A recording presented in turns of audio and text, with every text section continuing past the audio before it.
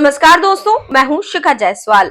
वक्फ board के द्वारा सरकारी जमीनों पर दावा करने के मामले अक्सर सामने आते रहे हैं।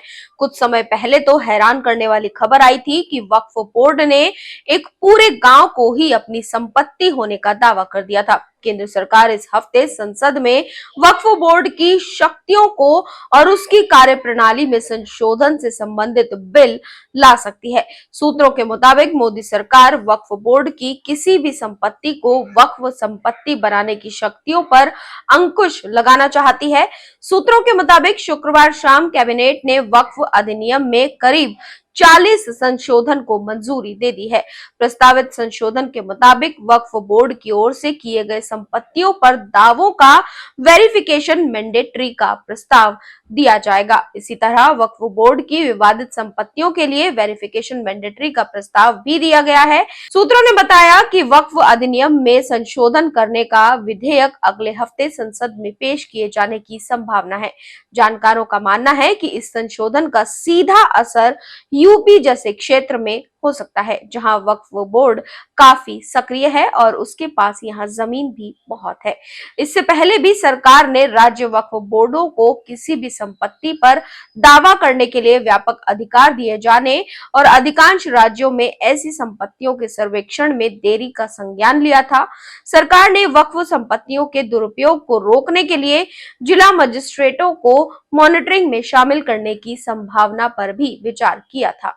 आपको जानकर हैरानी होगी कि वक्फ बोर्ड के पास करीब 8.5 लाख संपत्तियां हैं, जिसकी कुल अगर क्षेत्रफल निकाला जाए तो करीब 9.5 लाख एकड़ होता है।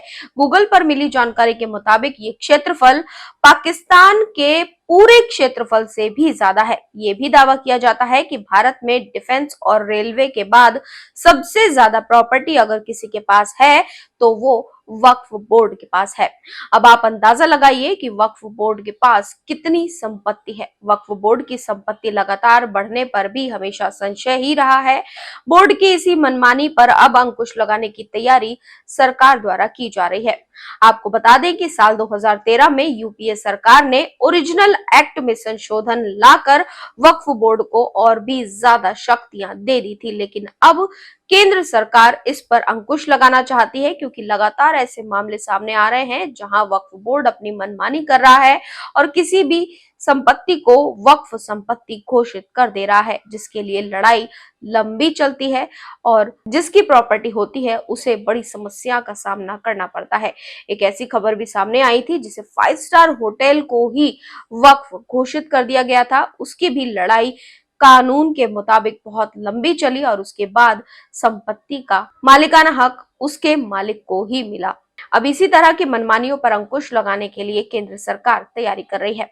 केंद्र सरकार के इस कदम पर आपकी क्या राय है, कमेंट बॉक्स में जरूर बताएं। साथ ही चैनल को सब्सक्राइब करना बिल्कुल न भूलें।